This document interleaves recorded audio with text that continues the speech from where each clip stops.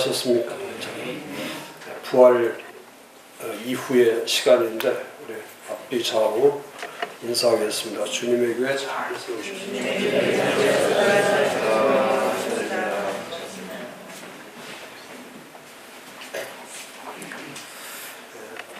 성숙, 성장, 숙성 제일 어려운 거죠. 제일 어려운 거. 성화 참 어렵죠. 성숙되는 거, 성화되는 거, 또 성장하는 거 다 어렵습니다. 쉬운 단어 아니죠. 그래서 제가 이 성숙에 대해서 이제 세 번째 강의인데, 성숙이 어렵다는 것은 이제 하루아침에 되지 않기 때문에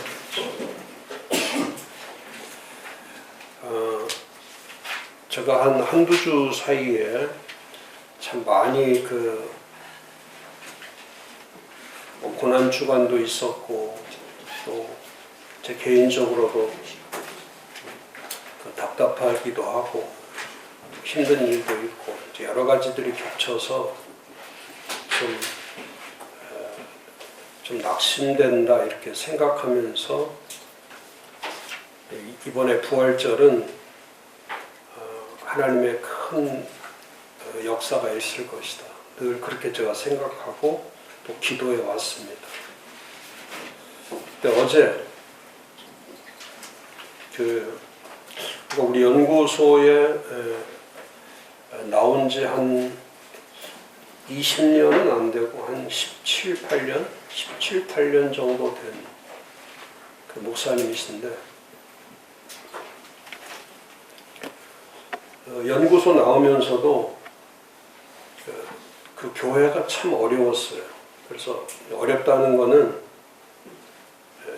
아무리 목사가 교회를 세우고 싶고 그런 열정을 가지고 있어도 그 환경과 조건이 맞지 않으면, 환경과 조건, 그럼 그 목회는 이 환경과 조건이 맞아야 돼요. 환경과 조건이 맞아요. 근데 환경과 조건이 맞지 않으면 아무리 공부를 많이 하고 또 아무리 목회를 잘하고 싶어도 그 환경 자체가 그 목회에 통제를 받게 돼요. 환경의 통제를 받을 수밖에 없는 거예요. 그러니까 본인이 개척을 한 교회들은 이 환경과 조건이 그래도 통제는 받지 않죠. 그 환경과 조건을 이끌고 가는 거예요. 환경과 조건을, 그러니까 개척하는 분들은 그게 가장 큰 이점이 그거죠. 본인이 개척을 하면 환경과 조건을 지배받는 게 아니고, 그 환경과 조건에 종속되는 게 아니고, 환경과 조건에 노예가 되는 게 아니고, 환경과 조건을 이끌고 가죠. 그걸 끌고 가는 힘이 있는 거예요. 그걸 붙잡고 가는 힘이 있는 거죠. 근데 이제 일반 교회에 부임을 하게 되면, 일반 교회로 가게 되면 이 환경과 조건에 잘못하면 노예가 되고, 환경과 조건의 지배를 받고 환경과 조건의 통제를 받게 되는 거죠. 그러니까 목회를 하려고 해도 그 환경과 조건이 합당하지가 않기 때문에 그 목회적 그 소비의 시간이 많아지는 거예요. 이 목회는 생산의 시간이 많아야 되는데 소비의 시간이 많다는 것은 뭐냐면, 그 교인들 또 장로들 또 교회에 그 리더십을 가지고 있다고 하는 분들과의 이 소비의 시간을 토의하고 서로 그 문제를 해결하기 위해서 그런 공들이는 시간이 너무, 그러니까 목회적 순수한 순목회 시간보다 사람들과의 그런 관계적 시간이 너무나 많이 소비되기 때문에 이제 그 시간이 길어지면 3년, 5년 이렇게 길어지면은 그게 바로 목회의 탈진이 오는 거예요. 번아웃 되는 거죠. 그 다음에 또 4년, 5년 동안 그렇게 4, 5년이 금방 가거든요. 시간이 금방 가게 돼요. 그러면 자연적으로 교회의 토양 자체는 그 목회자와 잘 맞지를 않는 거죠. 그러니까 목회자는 그런 환경과 조건이 맞지 않는 교회는 4, 5년 지나면 그런 생산적 시간이 되지 않기 때문에 탈진 현상이 일어나고 하다 보면 그 교회를 떠날 수밖에 없는 거예요. 그건 환경과 조건이 맞지를 않기 때문에 이거는 의도적이지 않은데도 떠날 수밖에 없도록 돼 있는 거죠. 그러니까 이 목사님이 그런 거예요.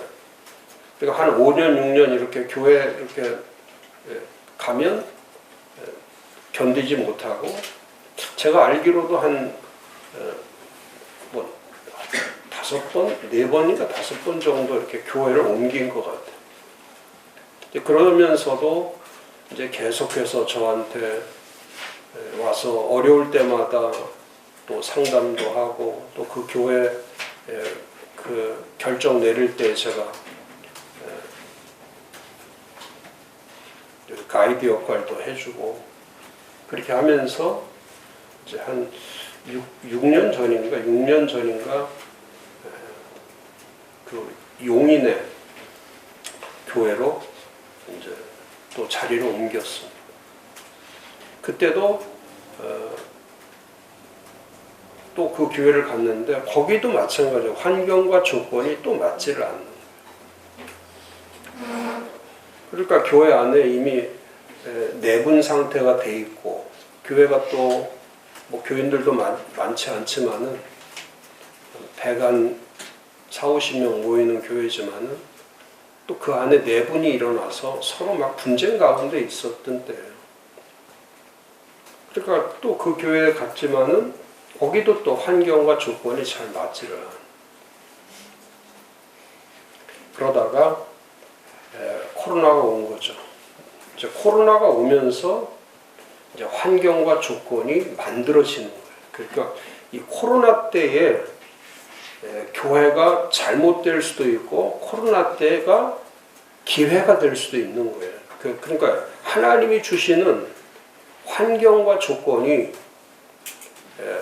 지배나 통제나 노예가 되는 게 아니고, 그 환경과 조건을 이끌어 갈 수 있는 기회가 되는 거를, 이제 그게 이제 목사가 목회를 할 때에 중요한 하나님의 찬스가 오는 거, 하나님의 기회가 오는 거죠. 그러니까 사도행전을 하고 처치 플랜팅을 하고 교회를 세워야 된다고 계속 주장하다가 환경과 조건이 맞지 않을 때에는 그 일을 할 수 없었지만은, 하나님께서 환경과 조건을 만들어 주는데, 그 분쟁이 일어나는 그 지역에 5년 전에 그 지역이 용인 8지구가 새로운 아파트 단지로 개발이 되는 거예요. 그 시에서 개발을 하는데, 그때에 바로 그 안에 들어있던 그 교회가 이제 그 8지구의 종교 부지로 이렇게 선임이 된 거예요. 지정이 된 거예요. 그래서 2022년 7월 12일 날 이제 기공 예배를 드리는 거예요. 기공 예배. 그때 그 7월 12일 날이 얼마나 더웠냐면, 제가 기공 예배 이제 설교를 했는데 얼마나 더웠냐면 예배를 드릴 수가 없어요. 너무 천막 하나 쳐놓고 하는데 그 벌판에 예배를 드려서 설교를 할 수가 없어요. 어마어마하게 더운 날이에요. 거기다가 또 전체가 다 코로나 때이기 때문에 다 마스크를 쓰고 있고, 뭐 어떤 조치를 할 수가 없는 상황이죠. 그러니까 환경과 조건이 최악일 때죠. 코로나이지, 또 7월 12일 날이니까 어마어마하게 덥지. 그런 환경 가운데서도 제가 그때 설교할 때 그런 설교를 했어요. 어제도 제가 격려사 하면서 그런 말씀을 했지만은, 교회가 지금은 벌판이기 때문에, 그 다음에 옆에는 이제 아파트 이제 짓는 초기 단계이기 때문에 뭐 엉망진창이죠. 주변 자체가. 근데 어제 가보니까 이제 아파트에 다 이제 사람들이 입주하게 정말 이삿짐 센터들이 뭐 동마다 뭐 그 이사하느라고 정신이 없. 근데 얼마나 이 공원 같은 거, 이 도로 같은 걸 이걸 얼마나 잘 해놨는지 요즘 뭐 아파트는 뭐 그야말로 최고의 시설이죠. 그러면서 이제 어제 뭐 용인시장도 오고 그 다음에 뭐 이거 국회의원 나오는 사람들 다 오고 뭐 그 지역에 뭐 시의회부터 시작해. 제가 그랬잖아요. 교회가 제가 예수 부활하게 되면은 그 앞에 선거하는 사람들이 다 어제 진짜 그러더라고요. 선거하는 모든 사람들이 거기 앞에 다 와 있고 전부 다 와요. 뭐 시장 오지, 시의원 오지, 구청장 오지, 뭐 할 것, 뭐 사람들이 벌떼처럼 오니까 거기 앞에 다 피켓 들고 그 앞에 다 있는 거예요. 그 다음에 예배 시간에 다 와서 앉아 있는 거예요. 전체가. 그러니까 기회죠, 기회. 그때 제가 기공 예배 드리면서 그 말씀을 전한 거예요. 지금 눈에는 아무것도 안 보이지만 교회는 언제나 세상의 희망이고, 교회는 세상의 빛이고, 교회는 세상의 소망이다. 그러니까 교회가 희망이고, 교회가 빛이고, 교회가 소망인 거예요. 근데 어제 보니까 그렇더라고요. 그러면서 이제 개발이 돼서 이렇게 입당하는 경우도 많지만 이거는 전부 다 그 개발되는 그 시공사에서 교회를 다 지어주니까 어제 이제 새성전 봉헌 감사 예배로 드린 거예요. 이제 그런 말을 했어요.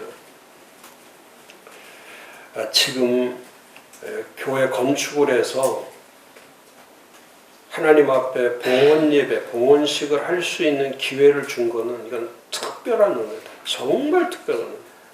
봉헌할 수 있다는 거는 이건 정말 특별한 은혜. 그러면서 제가 세 가지 하나님이 세우시는 교회에 대해서 세 가지를 말씀드립니다. 하나님이 세우시는 교회. 첫 번째가 시대의 교회. 자, 지금 시대가 코로나 이후에 한국 교회는 그야말로 쇠퇴하고 있죠. 점점 쇠퇴해지는 거예요. 근데 이 쇠퇴해지고 절망적인 시기에 이렇게 하나님이 건축하게 하고 봉헌케 하고 또 이렇게 그 주님이 세우시기 원하시는 그 교회를 하나님께서 이렇게 만들어 주신 거는 이 자체가 시대의 교회가 된 거예요. 시대의 교회. 우리도 마찬가지예요. 제가 부활을 이렇게 강조한 이유 중에 제가 어제 느낀 건데요. 이렇게 한 교회가 그 목사님이 연구소 17, 8년 나오는 동안에 그렇게 어려움 겪고 힘들고 하는데 어제는 그 모습을 보면서 야, 목사님이 부활하셨구나. 부활하셨구나. 또 옷도 그 베이지색 그 신사복을 입으셨는데 그 다음에 또 거기 감리교니까 뭐 감리교의 그 감독 회장부터 시작해서 이제 그 지역이 그 용인 지역이 이제 연회가 이제 그쪽 연회인 것 같아요. 그 안산의 꿈의 교회 그 김학중 목사님 또 거기 평촌 감리교회 그 목사님 또 저쪽에 그분들이 전부 다 진인문 감독 다 감독이죠. 다 감독들인데 거기 감독 지내신 분과 감독하고 오신 분이 감독이 5명인데 4명이 연구소 출신이더라. 가서 보니까 4명이 우리 연구소 출신이더라. 그러니까 다 너무 반가워가지고 다들 뭐 축제죠, 축제.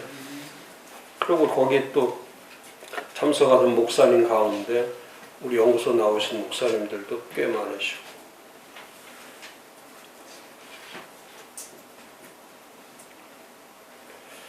그 시대의 교회라는 거는 그 하나님이 세우시는 교회를 말하는 거죠. 하나님이 세우시는 교회는 시대의 교회가 됩니다. 시대를 이끌고 갈 수 있는 거예요. 시대를 이끌고 갈 수 있는 거예요. 그렇기 때문에 건축이 가능하고 그렇기 때문에 봉헌이 가능한 거예요. 지금 웬만한 교회는 그 건축할 수 있는 꿈도 꾸지 못하죠. 또 빚 없이 교회를 진다는 것은 그건 상상할 수가 없는 거죠.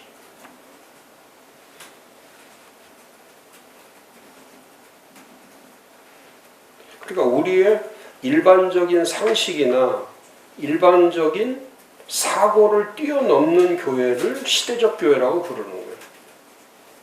그래서 그런 교회들은 지금 그 교회는 살아있는 거예요. 살아있는 거예요. 시대를 끌고 가는, 시대를 세워가는 교회가 되기 때문에 이렇게 살아있는 거예요. 살아있는.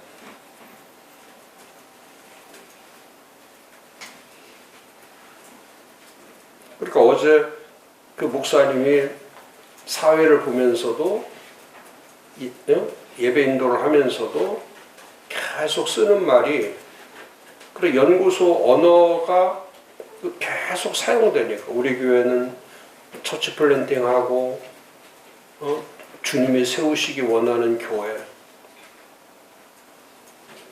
그러니까 그게 그대로 그 시대적 교회로 자연스럽게 세워져 가는 거예요.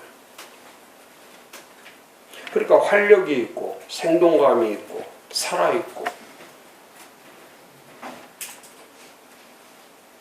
감동이 있고 그러면서 그 목사님이 중간에 그런 말 하더라고요.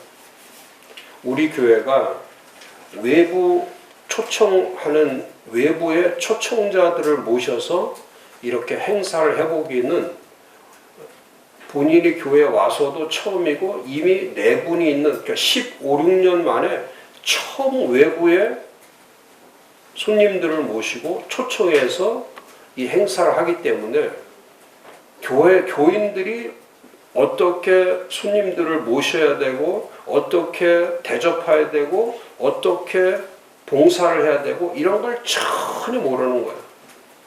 한 번도 해본 적이 없으니까. 그러니까 정말 주차장부터 다 어색한 거예요. 전체가 다 어색해요. 식사하는데도 식당도 잘 만들어 놨어요. 식당도 잘 만들어져 있는데 중요한 건 봉사자가 없는 거예요.